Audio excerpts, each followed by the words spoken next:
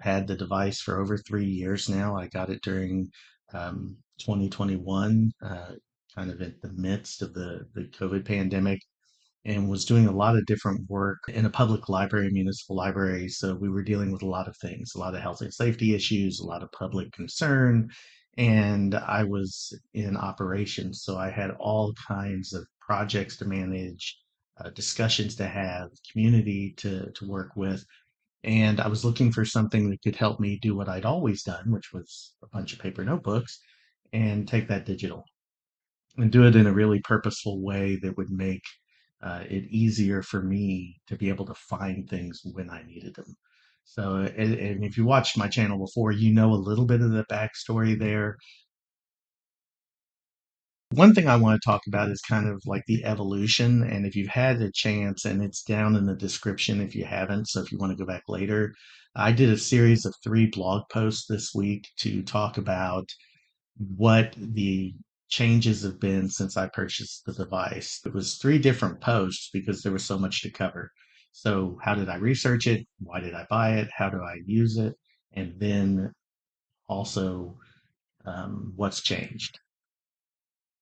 I'm not sure that I would purchase the new version. I know that Rada has talked about sending me one for review to be able to take a look at. So I would be able to give maybe a little bit more of an answer to that once I see the new device. One thing I will say is that when they first said that they were making new devices, and I don't know if any of you all were really active in the Reddit community at that point in time, but they really undersold it. So the idea that it was just going to be, hey, the chip changed, so we have to go with a new processor and a new chip, and we're pretty much going to keep everything the same and not make major substantial hardware changes.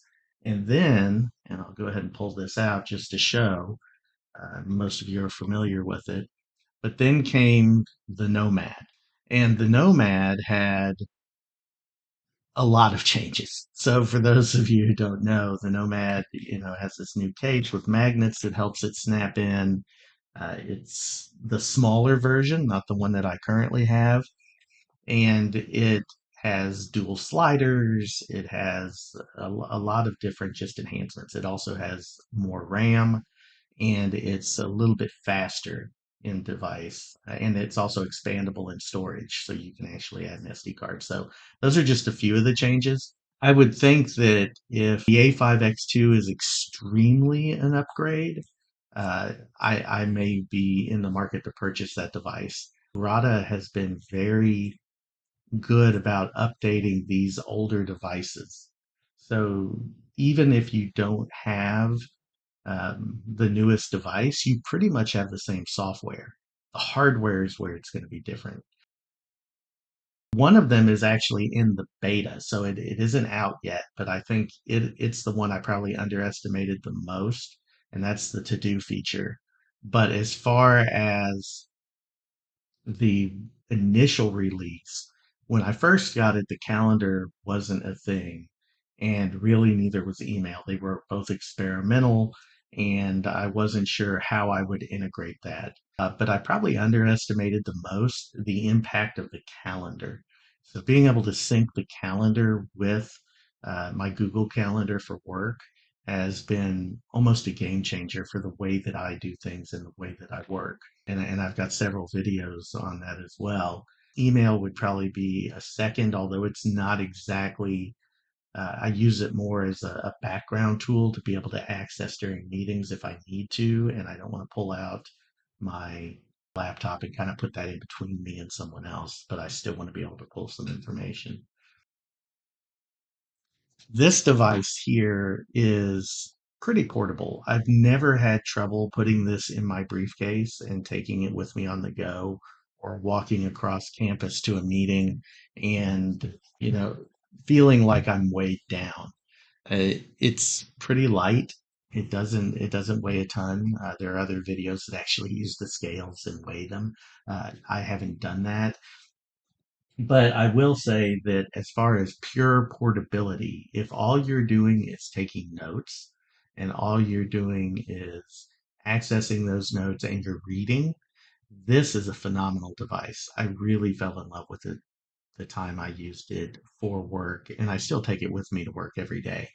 And if I'm in a hurry and I just want to grab something that's portable, quick, and easy, then this is what I'll grab.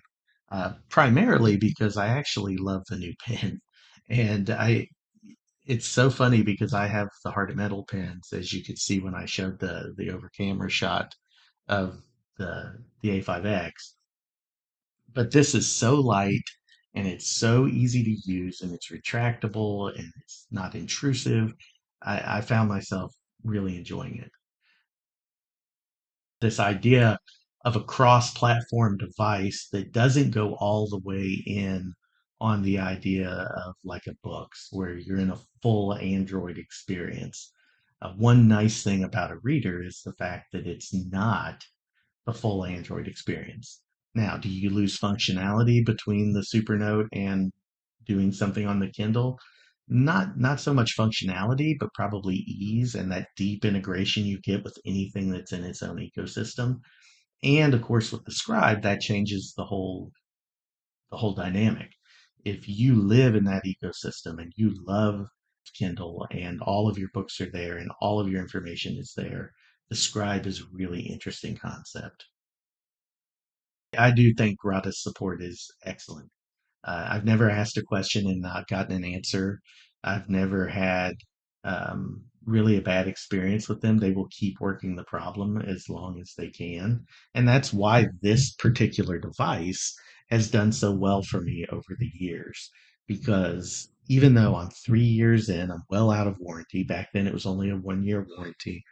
If I have a problem on this device, I send feedback and they get back to me right away and they will try and help me troubleshoot any of the issues I have. I start it in here and then I export that as a Word document. I write my blogs in Word, always have, and then I copy and paste them over into Blogger and I pretty up the formatting and I change it. Number one, I'm a data retention kind of, I'm a little bit suspect of something crashing or going down. So if I do it in Word, I know I have that copy, and then I'll move the text over and take care of that. But what I can do instead of doing that in Word all the way through is I start writing it without those distractions and then export that later. Yes, I do feel safe because, quite frankly, it's an international company. I know they're based in Shanghai.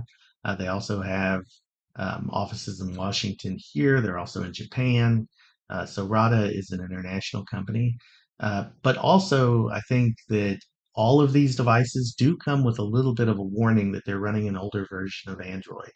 So you have to be kind of um, aware of what you're using them for and what you're choosing to share out into the cloud or the different things and different privacy concerns. One reason that I do like Rada is they do allow you to use passwords at both the file and, well, all three levels, file, folder, and device. So you can set a PIN, you can put a password on files, and you can put a password protection um, on an actual folder. Another thing that's kind of cool about them is this device here is actually made to where you can take it completely off the grid. And I think that is a real testament to the way they work. You can use a flash drive. It's formatted so you can use that flash drive to be able to be your backup device. You can also plug it into your computer and just use it that way. You can turn off and disable Wi-Fi. So there's a lot of ways that you can do that. Even the handwriting recognition, I believe I know for sure after you connect once, and I'm not sure, it may be that just after you download the package and upload the device manually, which you can do from their website, you can then actually still use the handwriting recognition offline, which is really cool. So not only does Wi-Fi sometimes drain your battery, but it could also be a security risk. So the idea that you can do all of the things completely with this as a standalone device, and again, that's not for everybody. Some people want it to be connected, want it to work in their different services. One last thing on this. They have AWS servers. I know when it first launched, they were only in China, and that was changed. So you now have a European, Japanese, and I know a US server. I believe those are the additional Amazon Web Service servers that are out there. So again, make sure to take the time, do your own research, assess your own comfort level with security and privacy, and really, kind of do a deep dive into that. If there's one piece of this that I thought was probably um, going to be something I used more than I did. So the original question we had was, what was the thing that surprised you and you used more than you thought you would? This one's kind of the word functionality. As far as I know, Supernote is the only one that allows you to natively edit a Word document without using the Android app or the iOS app of Word. All of the rest of them make you go through either Android or iOS, depending on the type of device, like if you're using an iPad instead of an tablet. And you have to go through Word to do that. You can actually begin, edit, and change Word documents on the Supernote kind of in their own format. And that is a neat function. It's really cool, but it doesn't quite do all of the things I'd like it to do. And I know they're working on it. They're working on better keyboard integration. They're working on better gestures and all of those types of things. But the real-time recognition notes can be converted into a Word document. So I think that may be where they're trying to bridge that gap a little bit. Um, so once you So, for example, for your workflow here, it sounds like what you could do is export that into a Word document, then open that Word document on the Supernote, and then begin to use your proofreading tools once it's in Word format. So, hopefully that makes sense, but that's kind of how I would envision that workflow. I'm not sure if I want to go that route because for me, once I get it into Word, then I could put it up on my screen on the PC, and that's why I'm interested at some point in the e-ink screens. And then I could just hit the returns and do everything with the keyboard probably quicker. But if I didn't have that option, if I was somewhere where I A didn't have Wi-Fi or B wanted to be really focused and honed in, then I could do that on the Supernotes. Actually, I have, but this is still in beta. So I don't want to get too far ahead of this. But you can, in the new version of the desktop beta app, and this is only currently on Windows, you can link the two devices. And then as you type on your computer keyboard, whether wired or wireless, and it will actually allow you to type on the Supernote. The main thing is you have to keep the Supernote interface um, for the desktop app as the primary window, which would be fine because ideally you would have that just open and you would be working on the Supernote doing all of the things. But that's currently what they're playing with. It's got about the same responsiveness as the Bluetooth keyboards. So it's not wonderful, but it's not bad. And I think that they're only going to get better. They've already fixed a few small things, like the fact the shift key didn't work. You had to use the caps key. That's been fixed and taken care of. But other than that, it's gone really well. But it's in beta. So if you're interested in that and you want to, I'd sign up for the beta and check it out and give them some feedback. I think everybody's waiting on the Mac version. They're also waiting on Linux. I think Linux is, a lot of the early adopters of the Supernote platform feel a little bit abandoned, but I think that's been helped by the customer service that we talked about earlier. Because if you had the original A5 or the original A6, those were Linux-based platforms. They didn't have Kindle, they didn't have Android, and so they didn't have all of the functionality. They did most of the things that this device does, but they didn't have those key features. And with this adoption and move to even more Android based with the A6X2 and now the A5X2 and hopefully the A4 X2 later this year, then you're going to have this idea that they gave existing users of those early first generation devices 50% off of the new products. That's an amazing value to kind of keep people in the fold and show them that you do care and that it's important and that you want to fit their use case. I don't think color's ready yet. I think that really the Big Meat Galley was probably the future of color technology because that was the e-ink, which is the only provider of e-ink screen technologies to all of these devices. That was them really trying to bring what you see in digital signage to a small device for productivity. And from everyone who's had that device is just, it doesn't work. You get horrible ghosting. The amount of lag and slowdown on it doesn't work. So in the interim, and I don't want to go down the whole rabbit hole of Galley, but I've not seen one positive review on it that I can think of top of mind. Right now, what we have is Kaleido, and Kaleido is a middle ground. So it's not great, it's not awful. Books probably handles it better than anyone else because it has, although I've seen Big Me's coming up on their heels, but it has that super refresh technology. But then you lose that battery life, which is so important in the e-ink space. The reason you get one of these devices is because I only have to charge this once a week, maybe twice if I go to a conference. And that's super cool. I don't have to charge it all the time. But with this color layer and then what you have to do to mitigate the ghosting, I think that that could really cause an issue. So those are my thoughts. I'm torn on this one when it comes to the scroll. Um, there is the ability to kind of scroll through the pages this way, and I don't know if you've seen this. And this is, kind of the way that you can scroll pages now. And of course, I only have two pages on this one, so it's not going to work great. But you can kind of scroll through this way, or you can use these side buttons to kind of be able to visually see and move a little faster than the two-page swipe.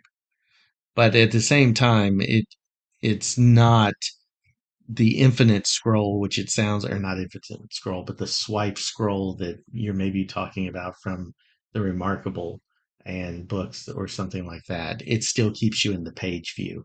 I personally like the page view and I like having separate pages, and I think that has to do with my affinity for notebooks. But at the same time, I understand the utility. And one nice thing about Supernote is that they allow you to engage the device in ways that may not be useful for me, or at least to my thinking when they roll out, but they do come through. I guess what you could do would be to turn those into PDFs, and then they would exist on the device. And then, of course, you could always go back and annotate those PDFs. What you couldn't do would be to have it be in a note file. So what you would probably want to do is set up your file structure and make sure that the file structure had like old notes or notes from and have the dates. And then you could, depending on what you wanted to do with that, you could use the link functionality. And while I'm there, let me kind of go to this really quick. So the way the link function, this is a good transition for the link functionality really quickly. So there are different links you can create within the Supernote. And this is something that came along well after I had the device. So this was something I didn't know I needed till I had it, and then it was really cool. So for this, like let's say that you want to, in your case, you would want to go to a file. So you can either do a note file, a note page, a specific page within a file, whether it be a PDF or a note file, or you can go to a whole PDF. So this one here, and I showed these with all different types of styles and how you can grade them. So here I click that note or that link and I come out of my notes. So you're taking notes in a new class and you're like, man, I really should tie this back to, and I'm just going to pick Intro to Anatomy. I really should tie this back to what I learned 2 semesters ago in Intro Anatomy, and you find that PDF where you had scanned that image and turned it into a PDF, And then you could take and connect it here. Now, when you're studying your new notes, you're reading and you see, oh, there's a link back to this concept that I learned in Intro to Anatomy, and I can go to that page. Then, without missing a beat, you press the bottom button, and now you're back to the original note that you were studying from. The iPad to me is more than I need. So it does so many things and it does so many things well, but it's still, at the end of the day, a computer. And it works like a computer does. All of my notifications are there. All of my apps are there. All of my different components um, that I quite frankly don't need as much uh, because that's not what this device to me is for. This was meant to replace all of my paper, and it's done that. For 3 years, I haven't picked up a notebook or a pad of paper unless it was an emergency and I forgot my uh, Supernote at home. So that's, again, kind of the reason why I chose this specific device. And the other thing is the writing feel. And um, that's, I think I saw somebody had asked a question about the writing feel as well. And this feels to me more like writing, and there's some differing opinions on this. This is more like writing on a bed of paper on a notebook with a pen. That's the best way that I can explain it. And I think that that's why it's so much of a better experience for me. It works into my flow better, it makes more sense to me, and it keeps me away from the distractions. Not that I can't silence my notifications, but I'm having a different experience with the device. And I think that's a big piece.